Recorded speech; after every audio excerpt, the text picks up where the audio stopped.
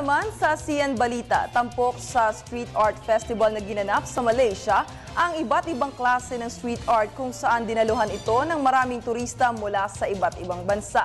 Ipinakita ng naturang festival ang kahalagahan ng sining sa ating buhay. Para sa detalye, balitaan mo kami, Dina Pagibitan.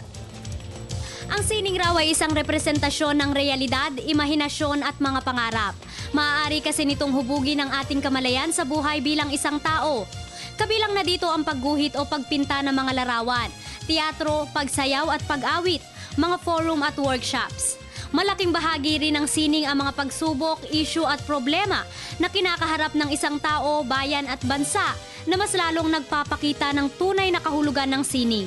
Sa bansang Malaysia, itinampok sa 10-day Street Arts Festival ang busking, parades, teatro, dance and music, visual art installations at marami pang iba na nilahukan ng iba't ibang bansa gaya ng Denmark, Argentina at Taiwan.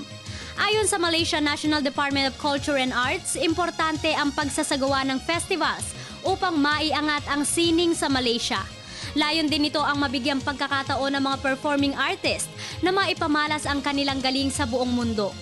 Malaking tulong din ang pakikiisa at suportang ibinigay ng gobyerno at mga pribadong sektor sa mga performing artist.